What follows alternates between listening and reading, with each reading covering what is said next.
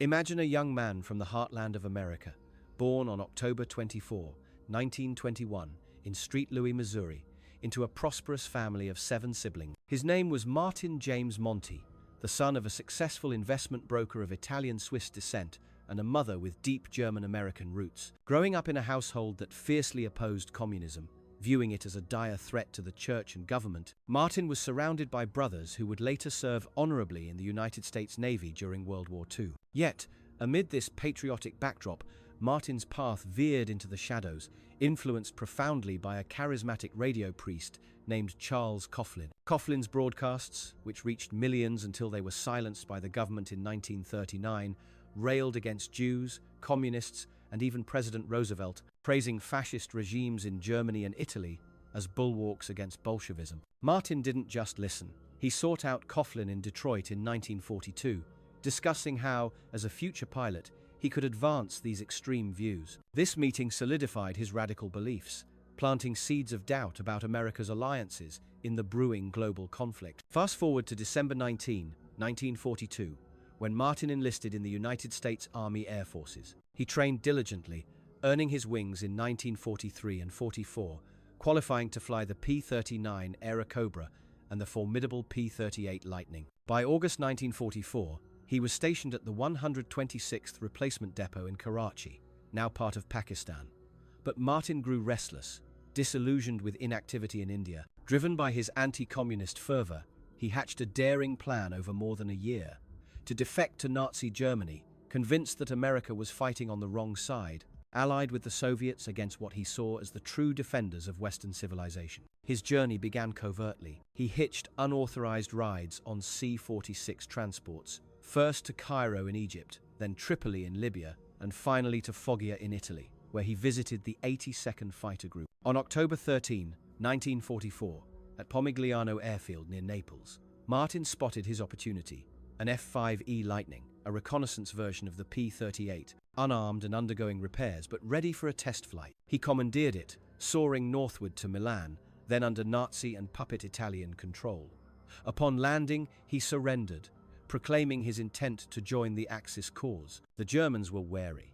Interrogated by the legendary Luftwaffe specialist Hans Scharf and fellow American defector Edward Vieth Sittler, Martin faced suspicion of being a spy. Held briefly in a prisoner of war camp, he won them over by passionately articulating his anti-Semitic and anti-Roosevelt views, echoing the propaganda he admired. Released, his captured Lightning was repainted with Luftwaffe markings, code T9+MK, and yellow undersides, assigned to the Circus Rosarius unit for evaluation and testing, though it saw no combat before being recaptured by American forces in Schwangau, Germany, in May 1945. Now embedded in the enemy ranks, Martin adopted the alias Martin Wiethaupt, his mother's maiden name, for protection. He joined the SS Standard-Kurtegger's propaganda unit, earning the rank of SS Untersturmführer, equivalent to a lieutenant. Under the guidance of SS Hauptsturmführer Peter Delaney, a French-American volunteer later killed near war's end, Martin contributed to radio broadcasts on Reichsrundfunkgesellschaft. He participated in the Round Table Conference,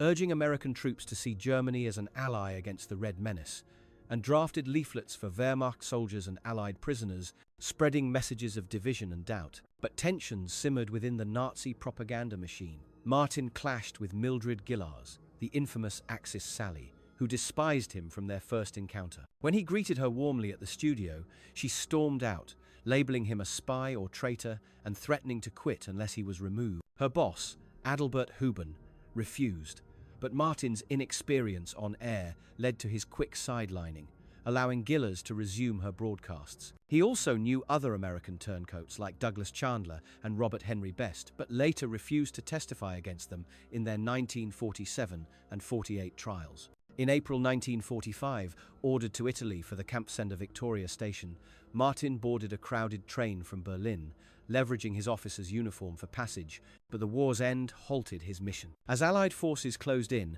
Martin surrendered in Milan in late April 1945, clad in an SS uniform stripped of insignia. He spun a tale of being shot down, joining Italian partisans, and using Nazi garb as a disguise to escape. Back in American custody, he concealed his defection, admitting only to stealing the plane out of frustration and a desire to fight independently. Tried for desertion and theft, he received a 15-year sentence in 1945, but family influence and intervention by Congressman Walter C. Ploozer secured his pardon in 1946. Astonishingly, he re-enlisted as a private, rising to corporal by 1947. The facade crumbled in 1948. Testimonies from Sittler, Margaret Eggers, and Loretta Grunau-Kapke identified him as Wehrhaupt, leading to his arrest by the FBI just as he received discharge papers. Charged with 21 counts of treason spanning October 13, 1944 to May 8, 1945, Martin pleaded guilty in 1949, earning a 25-year sentence and a $10,000 fine. His statements evolved erratically, first claiming he feigned loyalty to gain trust, then admitting in a 1951 appeal that he might have believed Germany was right and America wrong, and by 1963 asserting he defected to assassinate Hitler and end the war. In Leavenworth Penitentiary, he staged a hunger strike leading to isolation, only to later face an additional 12 months for stealing food from the kitchen. Paroled in 1960, Martin lived quietly in Milwaukee or Florida, working low-wage jobs as a welder or factory supervisor. He married, had children, and occasionally spoke anonymously to veterans groups, warning of extremism's dangers and attributing his actions to youthful naivety and propaganda exposure. Showing no emotion at his treason sentencing, he expressed remorse in rare interviews, a far cry from the fervent ideologue who crossed enemy lines. Martin James Monti's story stands as a rare enigma in World War II history, often dubbed the reverse Rudolf Hess for its dramatic solo flight into enemy territory. It reveals the perilous pull of ideology, the fragility of loyalty in wartime, and the long shadows cast by betrayal. In a nation built on freedom and unity, his tale serves as a cautionary echo, reminding us how conviction, twisted by hate and fear, can lead even an American boy astray.